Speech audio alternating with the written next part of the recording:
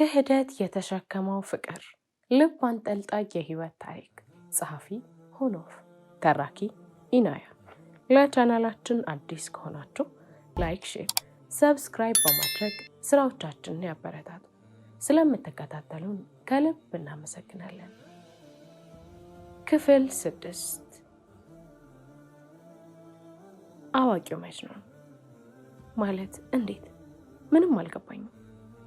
መጅኑንም ዳኛ አታውቂም? አውቃለሁ፣ ግን እንዴት ልትሆን ቻልክ? ተምሬ ሆንኩኝ። ወላሂ በል እስኪ። እኔ ነገርኩሽን። ግን የበር መንኳኳት ድምፅ። የእኔ ውድህት በሩን ክፈችልኝ፣ ማሊክ ነኝ። በገጽታ እንኳኳሁት፣ ግን አሁንም መልስ የለም። ተይ ግን ተይ፣ እኔ ሳላሳዝንሽም በሩን ክፈችልኝ በአላህ። በቀስታ በሩን ከፈት አደረገችውና ወደ አልጋዋ ተመልሳ ተኛች። ወደ ውስጥ ገባሁና በሩን ዘግቼ ወደ አልጋዋ ተጠጋሁ። የኔ ውድ፣ የኔ ብቸኛ እህት፣ የኔ ሁሉ ነገር። እኔም እኮ ዛሬ ከፍቶኛል፣ አታውሪኝም? ዛሬም እኮ እንደ ድሮ እንደ ልጅነታችን አቅፈሽ እንድታባብኝ ይፈልጋለሁ። እኔስ ማናለኛል እንጂ። ተነሽና ቅፊኝ። ከተሸፈነችበት ብርድ ልብስ እያወጣች እጆቿን ወደ ምዕራብና ምስራቅ አድርጋ ዘረጋቻቸው። ሄጄ ጥምጥም አልኩባት። ሲተናነቀኝ የነበረው እንባ በእሷ ትከሻ በእሷ አቀፍ ውስጥ ሆኜ አፈሰስኩት። ፀጉሬን እያሻሸች እንደ ሕፃን አብራኝ ታለቅሳለች። ሁብ የኔ ፍቅር፣ የኔዋ ልዕልት፣ እኔስ አልቻልኩትም የናፍቆትሽን ብዛት። መጅኑን፣ ዛሬ ራት አትሰሪም ወይስ እንጾማለን አደራችንን?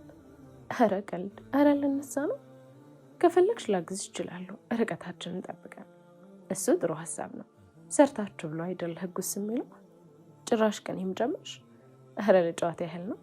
እሺ ወደ ስራ። መግሪብ አዛን እስኪል ድረስ እየተጨዋወትን ስለ ራሴም አንዳንድ ነገር እየነገርኩ፣ ማለቴ ስለ ማሊክና ስለ እኔ ፍቅር። ታውቃለህ፣ ሁሌም ስለ ትዳር ሳነሳበት ወሬ ቀይሰን። ቆይ ትዳርን ይዘን እንኖር ማለት ጥፋት ነው እንዴ? ሴት ልጅ ብለህ ናት ይባላል። ስለዚህ ብለሁኝ ሳላደንቅሽ አላልፍም ለትዳር ያለሽን ጉጉት። አዎ፣ ምንም ቢሆን ዝሙት ከምሰራ ሁሉም ቢቀርብኝ ይሻላል። አንድ ምክር ልንገርህ፣ ከአሳዳጊ ቀረኝ ማስታወሻ። እሺ ምን ነበር? የኔ ልጅ፣ ወንድን አትመኝ፣ ግን አትጥኝ። ከትዳር በፊት ለማንም ልብሽንም ክብርሽንም አትስጪ። ፍቅር ተፈጥሮ ነው፣ ልታስቆሚ አትችይም። ግን ክብርሽን ጠብቂ፣ ከዚና ራስሽን ጠብቂ። ትልቅ አደራ። ዚና በአላህ ዘንድ በጣም የተጠላ ነው። ከሐራም ፍቅር ራስሽን ጠብቂ አደራ ልጄ ነበር ያለችኝ። አዎ እውነታቸው ነው። ጥሩ ነገር በልጅነትሽ አእምሮሽ ላይ ጽፈው ነው ያለሁት። አዎ ምን ታደርጓለህ፣ ከማሊክ ጋር ያለንበትን ታውቃለህ። ሌላ ነገር ባይፈጠንም ግን በቃ ይሆን። አዎ አይቻለሁ። አሁን እሱንም ራስሽን ማስተካክለሽ ፍቅራችን ወደ ሐላል መቀየር ነው ያለብሽ። እሺ ወንድሜ፣ ግን ምን አለኝ ከሚለጣው ድንች ላይ አይኑን ሳይነቅል። እንዴት አድርጊ ነው እንደዚህ ማድረግ የምችል? ማሊክ እንደ ድሮ አይወደኝ መሰል። ስልክ አያነሳም፣ ጸባዩ ቀይር ብሏል። መልኬ እየጠፋ ነው እንዴ? ነገሩ መሽተኛለህ አንተ። መጅኑንም ፍቅር በመልክ አይደለም፣ እሺ ይህን ዋቂ። ለዚህ ነው ብልሁኝ ያልኩሽ። በተረፈን ያግዝሻለሁ። እሺ ወንድሜ ብለህ አይደብረህማ? እስካሁን ስለው ቆይቼ። መጅኑንም አይደብረኝም። እሺ እና እኔ ምህት ሆናለሁ። አንድ ጥያቄ ልጠይቅህ። ጥያቄ ትወጃለሽ መሰል? እሺ ጠይቂኝ። በአላህ እንዳትናደድብኝ ግን። ኢንቲሳር ማነች? እጆቹ መንቀጥቀጥ ጀመሩ። ደም ስሮቹ በደቂቃ ግትርትር አሉ። ፊቱን ፍም መሰለ። ድንግጥ አልኩኝ። እኔ የምለው በቀረብኝ ባልጠይቀው ሳስባለኝ ሁኔታው። የያዘውን ቢላ ጥብቅ አድርጎ ያዘው። በዚህ ሰዓት ደሙ ፈሰሰ። መጅኑን አልኩኝ። አይኑን ጨፍኖ አጎነበሰ። መንገዳገድ ጀመረ። ፈራ ተባ እያልኩኝ ልይዘው ሞከርኩኝ። እንደምንም ክንዱን አጥብቄ ያዝኩት፣ ግን የእሱ ሚዛን በልጦ ራሱን ስትወደቅ። መጅኑን ጮህኩኝ፣ ግን ማን ይስማል? ሲወደቅ ሲሊንደሩ ጭንቅላቱን መታው መሰለኝ። ሴራሚኩ ደም በደም ሆነ። ሰው ሲደነግጥ የሚያደርገው ይጠፋዋል እንዴ? ራሴን መሆን አቃተኝ። ሰውነቴ ውሃ ሆነ። ወባ እንደያዘው ሰው ሰውነቴ ተንቀጠቀጠ ሳይሆን ተርገፈገፈ። በጉልበቴ በርከክ ብዬ ከአንገቱ ቀና አደረግኩትና ጉልበቴ ላይ አስተኛሁት። በጎን በኩል ግንባሩን መጥቶታል። አልሐምዱሊላህ ብዙም አልተጎዳም። አጠገቤ የነበረውን ውሃ ፊቱ ላይ ረጨት አደረግኩት፣ ግን ሊነቃ አልቻለም። ዙሪያዬን ስቃኝ ጠረጴዛው ላይ ክብሪት አለው። ቀስ ብዬ ጭንቅላቱን መሬት ላይ አደረግኩት። እናም ከሶፋው ላይ ትራስና ክብሪቱን ይዤ ተመለስኩ። ትራሱን ከጭንቅላቱ ጋር አድርጌ ክብሪቱን ለኮስኩትና ጭሱን ወደ አፍንጫው ስር አቆየሁት። ሙከራ ተሳካ። ተንቀሳቀሰ። መጅኑን ጠራሁት፣ ግን ሊሰማኝ አልቻለም። አጠገቤ የነበረውን ፎጣ ውሃ ውስጥ ነክሬ ግንባሩ ላይ አንገቱን መጠራረግ ጀመርኩኝ። ደሙን ወደ ደረቱም ደሙ ፈሷል። ቀስ ብዬ የሸሚዙን የመጀመሪያ ቁልፍ ፈታሁኝ። እየተሳቀኩ ደሙን በፎጣው ጠራኩት። ያየሁት ነገር ግን አስደነገጠኝ።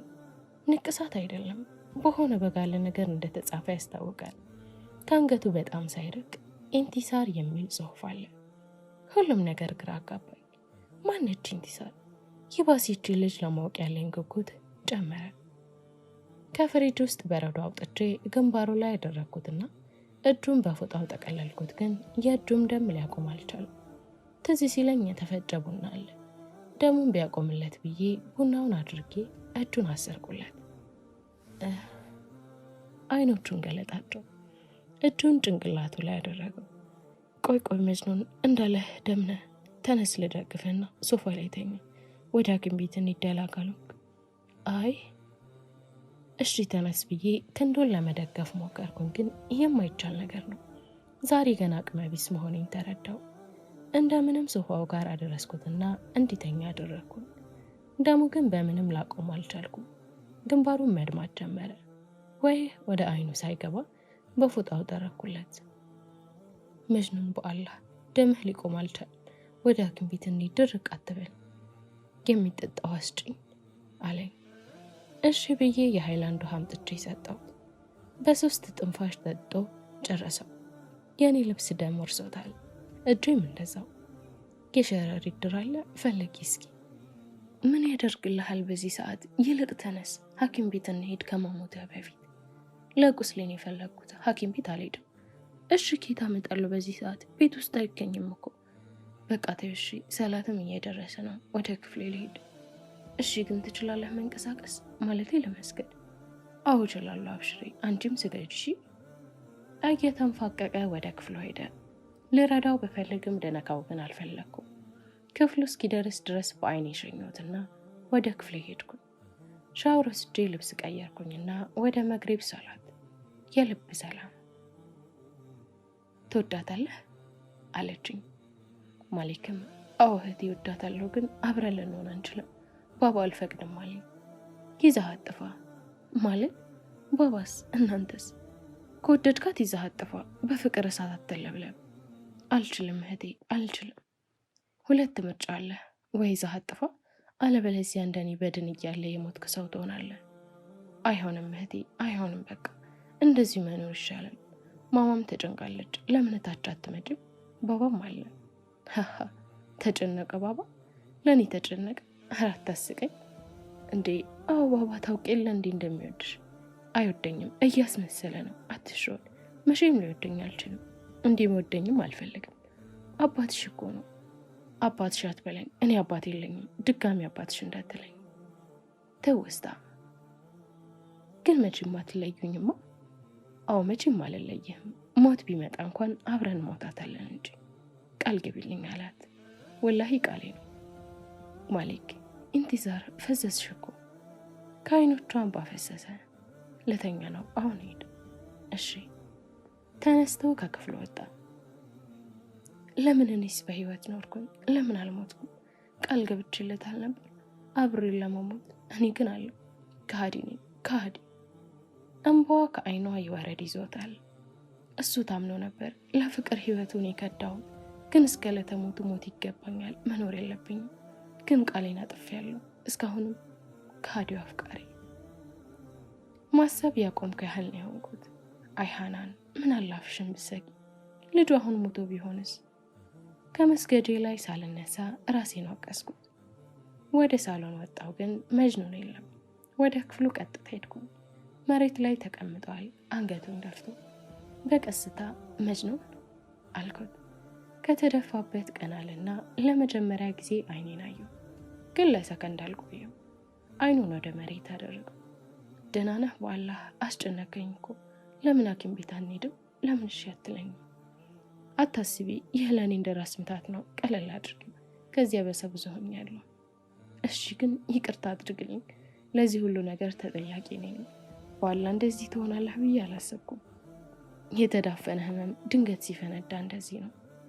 አዎ ልክ ነህ። ፍቅር ከባድ ነው፣ ግን ይህን ያህል ያደርጋል ብዬ አልጠበኩም። ፊልም ላይ ብቻ ይመስለኝ ነበር። ፈገግ አለ። ፍቅር አልሽ? ዛግሬ ገና ነው ፈገግ ሲል ያየሁት። ጥርሱ ሲያምር በአላ። አዎ ፍቅረኛ ታድላ። እህቴ ነች። ማን? ኢንቲሳር? ደገምኩት ስህተቴ። አዎ ኢንቲሳር እህቴ ነች። ጮክ ባለ ድምፅ አለኝ። ድምፁ አስደነገጠኝ። የምለው ግራ ገባኝ። ያለው ነገር ባይዋጥልኝም ፈገግ አልኩኝ። እህትህ ነች? ደስ ይላል። እና ሁኔት ነች? እህቴ አይኔ እያየ ሞተችብኝ። ማለት እንዴት? ፈገግ እያለ እንዲህ ተረጋግቼ ስታይኝ ጨካኝ መሰልኩሻ? አሁን የማለቅስበትም አቅም የለኝም። ሁሉንም አላህ ያውቃል። ለአላህ ትቼዋለሁ። ከዚህ በላይ ካወራሁት ጥሩ አይመጣም። እሺ በቃ አሁን ተነስ፣ እራት እንብላ ወይስ እዚሁ ላምጣልህ አልኩት። እዚሁ አምጪልኝ ካላስቸገርሽ። እሬ ምን ማስቸገር ነው የምታወራው? ይዤልህ እመጣለሁ።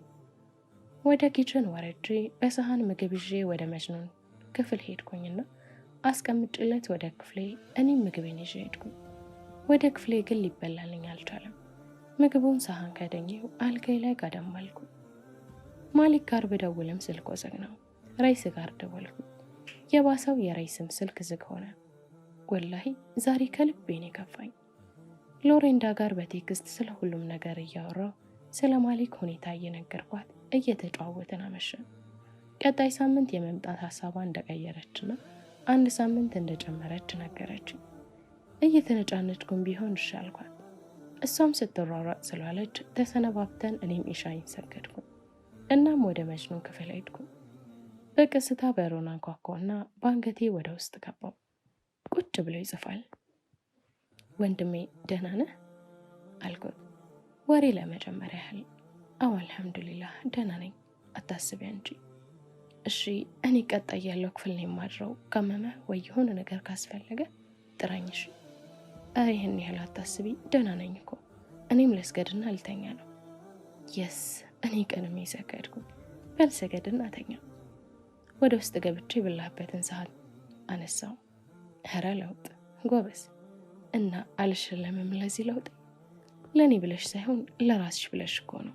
ሲቀጥል በቃ ልክ ነህ፣ ለቀል ብዬ ነው አልኩትና ሰሃኑን ይዤ ከክፍል ወጣ። የእሱ ንግግር ከባድ ነው።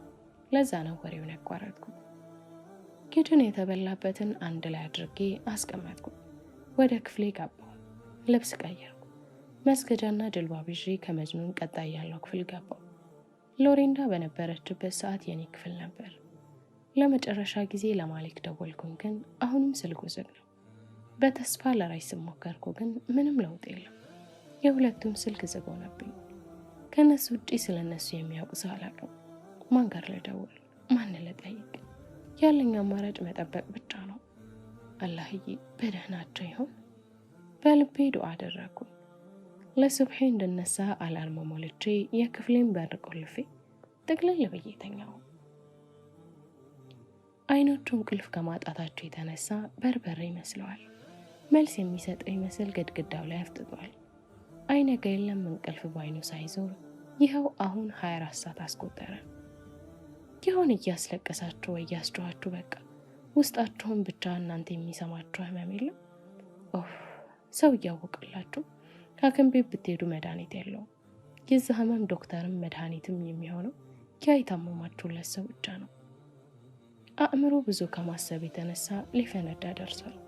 ናፍቆቴን ባይችል ጭንቀቴን ለሚያስረሳኝ ራይስ ደወልኩኝ፣ ግን ስልኩ ጥሪ አይቀበልም። 2 ሲም ሲላለው ሁለተኛውን መከርኩት። በ2 ጥሪ ስልኩ ተነሳ።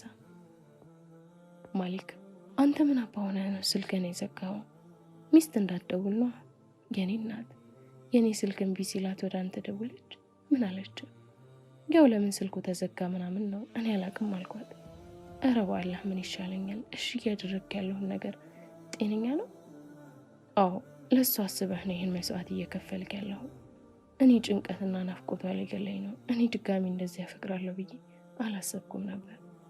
ቻለው እንግዲህ ምንም ማድረግ አትችልም። አሁን ስራ ላይ ነኝ፣ በኋላ እናወራለን።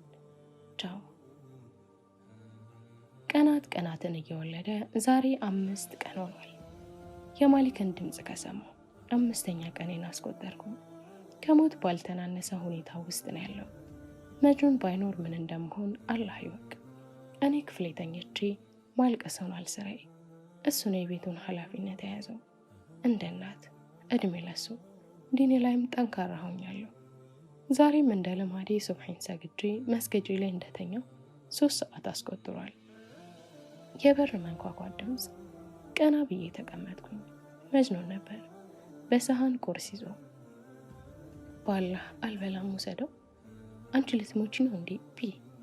ተው አልፈልግም፣ መተኛት ብቻ ነው የምፈልገው። ለምን? አዋቂው መጅኑን ወይም መጅኑን እንደተባልክ ታውቂያለሽ አለኝ። በደካማ ጎኔ ሊገባ እኮ ነው። እረ አላውቅም። ትክክለኛ ስሜ አዲል አዛም ይባላል። ሌላውን ቁርስሽን ብይ እናም እነግርሻለሁ። አዲል አዛም አልኩ በመገረም። በስሙ ለየት ያለ ስም አለ አልኩት። በይ ቁርስሽን ብይ፣ ወደ ሳሎን ላይ ጽሁፎች እሞክራለሁ አላልሽኝም? የኔን ታሪክ ትጽፊያለሽ፣ ደስ ይለኛል። ተነስቼ ቁርሴን መብላት ጀመርኩኝ። እሱም ከክፍል ወጣ። አባት ቁጣው ጨምሯል። ብቻውን እየለፈለፈ ወደ ወንዱ ልጅ ክፍል ሄዶ ማንኳኳትም የለም። በሩን በርግዶት ወደ ውስጥ ገባ። ከክፍሉ ከወጣ ሳምንት ሊሆን የደረሰው ማሊክ አልጋው ላይ ጭብጥ ብሎ ተኝቷል። አባት በአልጋ ግርጌ እየተንጎራደዱ ያጉረመርማሉ። ማሊክ ከተኛበት አንገቱን ቀና ብሎ አባቱን አየው። እኔ ከነገ ዛሬ ትነሳለህ፣ ከዚህ ክፍል ትወጣለህ ስል ጭራሽ እንደ እህትህ ሆንክ። ወይኔ ስንተኛ ሳድጌ የእኔን ትዕዛዝ የሚሰማ ሰው ይጥፋ። ልጅ እኮ የለኝም እኔ። ባባ አላህ ተረዳኝ። እኔንም ትንሽ ጊዜ ያስፈልገኛል። ጊዜ ስጠኝ። በቃ የራሴን ፍላጎት ትቼ ያንተን ፍላጎት እየተከተልኩ እያከበርኩልህ ነው። እስኪ ራስህ ነይ። እንዴት እንደሆን ምን ያህል ጊዜ ልስጥ? ከዚህ በላይ ከቆየህ እንደ እህትህ በር ዘግተህ ነው የምትውለው። ለማንኛውም አስብበት፣ የልጅቷን መምጫ እየደረሰ ነው። ከክፍሉ ጥሎኝ ወጣ። አይ ማሊክ መጨረሻ ይኸው። ተመልሼ ጥቅለል ብዬ ተኛው። ወደ ሳሎን ደብተርና እስክርቢቶ ይዤ ተቀመጥኩ። ቁርስ በልቻለሁ። አሁን ንገረኝ፣ ይህ የምጽፍበት ይዤ መጥቻለሁ። እሺ እነግርሻለሁ፣ ግን ይህን ያህል ለመስማት ትጓጓለሽ እንዴ? ትዕዛዜን አክብረሽ ቁርስ በላሽ። አሁን ንገረኝ፣ እየሰማሁ ነው። እሺ እነግርሻለሁ፣ ግን ብዙ ነው የኔ ታሪክ፣ እንዳይሰለችሽ። ፊቴ ላይ የስሜት መለዋወጥ ብታይም እንዳደነግጪ። እሺ እየሰማሁ ነው፣ ቀጥሎ ወንድሜ። እሺ ለመጻፍ እንዲመችሽ በምዕራፍ ከፋፊው። እሺ ምዕራፍ 1 ብዬ በያዝኩት መዝገብ ላይ ጻፍኩት። እሺ ርዕሱን ምን ልበለው? የልጅነት ጊዜን የምነግርሽ። በመጀመሪያ የፈለግሽውን ርዕስ ስጪው። እሺ ቀጥል፣ ንገረኝ። ከ24 ዓመታት በፊት የተወለድኩት በትግራይ ክልል አዲግራት በምትባለው ከተማ ነው።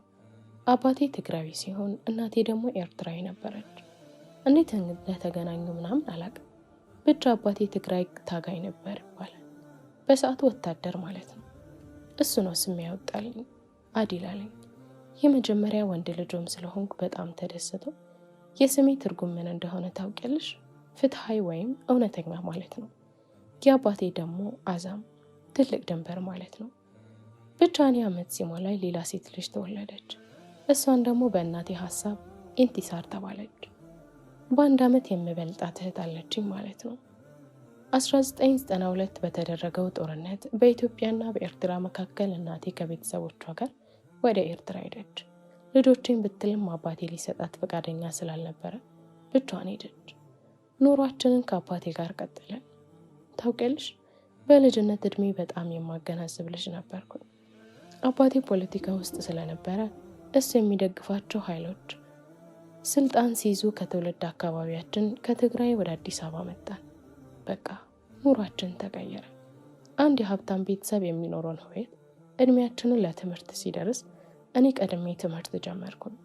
ውድ እህቴም ከ1 ዓመት በኋላ ትምህርት ጀመረች። አባቴ ውትድርና ተልእኮ ሲኖርበት ብቻችንን ጥሎን የሚሄድበት ጊዜ ሲበዛ ሚስት አገባ። እኛም የእንጀራ እናት ኖረን። በቃ አባታችን በማይኖርበት ሰዓት ከትምህርት ቤት እያስቀረችን ብዙ ስራ ታሰራን ነበር። ከመጣች ብዙም አልቆየችም፣ ወዲያው አረገዘች። የእሷ እርግዝና ለአባቴ ደስታ፣ ለልጆቹ ስቃይ ሆነ። እኔ በትምህርቴ ጎበዝ ስለነበርኩኝ 2 ክፍል ደብል መታሁኝ። ብዙ ጫና ነበረብኝ። ከኔ በላይ የትንሿ እህቴ ነገር ያሳስበኛል። በጣም ቆንጅዬ፣ ረጅም ፀጉር ያላት፣ ያያት ሁሉ ስታምር የማይላት አይነበረም። ይህ ሁኔታ የእንጀራ እናታችንን ያናዳት ጀመር። እህቴም ባላጠፋችው መቅጣት ጀመረች። በዛ ትንሽ እድሜዋ እንደውም አንድ ጊዜ ያልሰረቀችውን ብር ወስዳለች ብላ በጣም መታታለች። ይህ ነገር ሲደጋገም እኔ ለአባቴ ለመናገር ወሰንኩኝ። የአባቴ መምጫ ቀን ግን ራቀብኝ። ይባስ አባታችን በግዳጅ ላይ እንዳለ እንደሞተ ተነገረን። በዛች ጭንቅላቴ ሁሉ ነገር ተደበላለቀብኝ። እንጀራ እናታችን የእሱ መሞት ስትሰማ ጭካኔን ጥግ ታሳየን ጀመር። የ12 ዓመት ልጅ ነኝ። በዛ ሰዓት ኢንቲሳር ደግሞ የ11 ዓመት። በምን ጭንቅላቴ እንዳሰብኩት አላውቅም። ልብሳችንም በትምህርት ቤት ቦርሳችን አድርጌ ከቤት ይዣው ጠፋ። ብር እንኳን አልያዝኩም። በሰዓቱ የት ይዣት እንደሚሄድ እንኳን አላውቅም። በቃ ቀኑ ሙሉ አስፋልት ለአስፋልት ይዣት ስንከራተት ዋልኩኝ። ራበኝ አለችኝ፣ ግን ምን ላብላት? በሰዓቱ ወደ አንድ ምግብ ቤት ጠጋ ብዬ ምግብ ካለ ጠየቅኩ። አስተናጋጆቹ ውሻ አድርጎ አባረሩኝ ከአካባቢው። አላህ የፈጠረውን አይረሳም አይደል? ጥሎ አልጣለንም። እዛ ምግብ ቤት ሁኔታውን ሲከታተሉ የነበሩ አንድ ተለቅ ያለ ሰው ከምግብ ቤቱ ወጥተው አናገሩንና ታሪኩን ነገርኳቸው። በውሳኔ እየተገረሙ ልጅ እንደሌላቸውና ከሳቸው ጋር እንደሆን ፍቃዳቸውን ጠየቁ። በደስታን የተቀበልኳቸው። ወደ ቤትም ይዘውን ሄዱ። በፊት ከምንኖርበት ቤት ያልተናነሰ ቤት ነበራቸው። ህይወትን ሀ ብለን ከእሳቸው ጋር ጀመረን። እንደ አባት እየተንከባከቡ ትምህርታችንን ማስቀጠሉ። ከኔ በላይ ኢንቲሳርን በጣም ይወዷት ነበር። ነገሩ እሷን የማይወድ ማን አለ? በጣም ነበር የምሳሳላት። ቢምቢ ራሱ ሰውነቷን ሲነክሳት ቀይ ሰውነቷ ደም ይመስላል። በጣም ነበር የሚከፋኝ። ከሷ አንድም የእንባ ዘለላ ከዓይኗ እንዲታይ አልፈልግም ነበር። የወሰዱንም ሰው በቃ እሳቸው አባታችን፣ እኛ ልጆቻቸው ሆነን ጊዜያት ነጎዱ። እኔም 12ኛ ክፍል ብሔራዊ ፈተና ተፈተኝ ውጤት መጣልኝና ወደ ትውልድ ሀገሬ ትግራይ ወደሚገኘው አድዋ ዩኒቨርሲቲ ተመደብኩ። የህይወቴ 2ኛ ምዕራፍ። በህይወቴ በጣም የማስብላት 2ኛዋን ኢንቲሳር ያገኘሁበት ቦታ አድዋ ዩኒቨርሲቲ። አድዋ ዩኒቨርሲቲ በኢትዮጵያ ውስጥ አሉ ከሚባሉ ዩኒቨርሲቲዎች ውስጥ አንዱ ነው። መቀሌ ወይም አድዋ ዩኒቨርሲቲ ነበር። ምኞቴም ተሳክቶ አድዋ ዩኒቨርሲቲ ደረሰኝ። ኢንቱና ጋሼ ጥዬ መሄድ ቢያስደብረኝም ግዴታ ሆነብኝ። ጋሼን እምቢ ብላቸውም ስንቃስ ይዘው ሸኙኝ። ጉዞ ወደ ትውልድ ሀገሬ ትግራይ። በአንድ በኩል ደስ እያለኝ ነው አድዋ ዩኒቨርሲቲ ስለደረሰኝ። የምማርበት የትምህርት አይነት አልነገርኩሽማ? ህግ ወይም ሎ። አዎ ፍላጎቴ ፍትሐዊ ዳኛ መሆን ነው። ለዚህም ነው ይህን ትምህርት የመረጥኩት። ሲቀጥል ጋሼ ሁሌም ቢሆን የሰው ሀቅ የሰው ነው፣ ፍርድ ከምድር እንዳትሆኑ እያሉ ነበር ያሳደጉን። በቃ ምንም ነገር ላይ በፍትሐዊነት እንዲሰራ ነበር የምፈልገው። ከስንት ጉዞ በኋላ አድዋ ደረስኩ። ታውቂያለሽ፣ መሬቱን ስረግጦ የተሰማኝ ስሜት መቼም ተሰምቶኝ አያውቅም። የአድዋ ታሪክ በጭንቅላቴ ተመላለሰ። ሻንጤን እየጎተትኩኝ ወደ ዩኒቨርሲቲ አቀናሁ። የማላውቀው ሰው የለም። ምን አለ ውስጤን በፍርሃት እራደ። ብቻ ከብዙ ከተማ ክልል የመጡ ተማሪዎች በወንድና በሴት መግቢያ ጋር ቆመው እየተፈተሹ ወደ ግቢ ይገባሉ። እኔም ወንዶቹ ከተሰለፉበት ቆምኩ። ተሬም ሲደርስ ተፈትሾ የገባው ዶርሜን በቀላሉ ስላገኘሁት ቀጥታ ወደ ዶርሜ ያቀናሁ። በዩኒቨርሲቲ ውስጥ ያሉት ነገሮች በቃ ታሪክ ኢትዮጵያዊነት ነው።